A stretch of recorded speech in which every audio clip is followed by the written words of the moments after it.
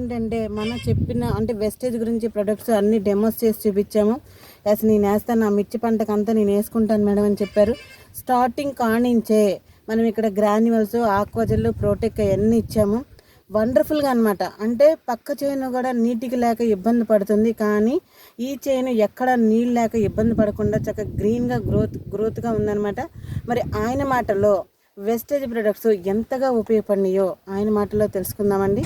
Sir, మీ పేరు, మీది ఏ ఊరు, మీకు వెస్టేజ్ వలన మీకు ఎలా ఉంది? నమస్కారం అండి. మాది గొట్టిపాడు గ్రామం, పత్తిపాడు మండలం, గుంటూరు జిల్లా.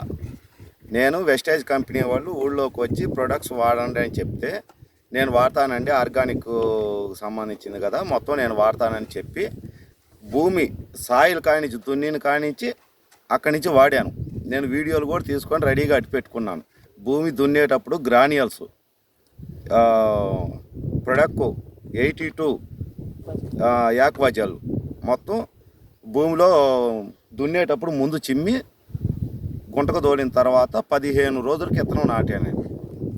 విత్తనం మొక్క నాటిన తర్వాత ఇప్పుడు ఇది 70 రోజుల పైరు. 70 రోజుల పైరు ఇది. అది వాడిని కాంచి మళ్ళీ పైన కూడా 82 మాత్రం కంపల్సరీ ప్రతి మందులోనూ ఇగో ఈ మందు అండి. ఈ మందు ప్రతి మందులో స్ప్రే చేస్తా. ట్యాంకీకి 10 ml కాడికి దీని మూతతో వేసి ప్రతి ట్యాంకీకి 10 ml కాడికి మందు వేస్తాను. వేసిన మందు వేసినట్టు బాగా దానికి మొక్కకు అతుక్కుపోయి బాగా పనిచేస్తుంది. అది ఈ పక్క చేను అతను కూడా నీ తోట ఆయన నాకంటే 1 నెల ముదురు అయినా ఆయన తడిపాడు.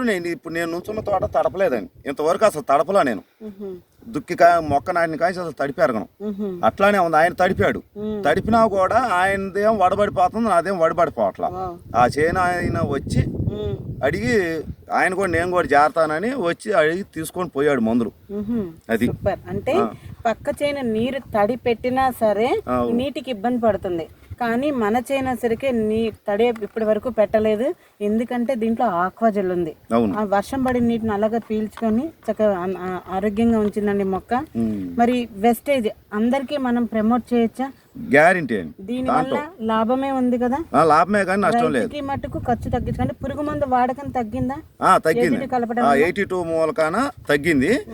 82 2 సార్లు స్ప్రే చేసే ముందు ఒకసారి స్ప్రే చేస్తే సరిపోయింది. 82 వేసుకుంటే పురుగు తొందరగా రాదు, తెగుళ్ళు కూడా తక్కువ అండి. అవతల చూడండి, మీరు కూడా వీడియో తీసుకోండి.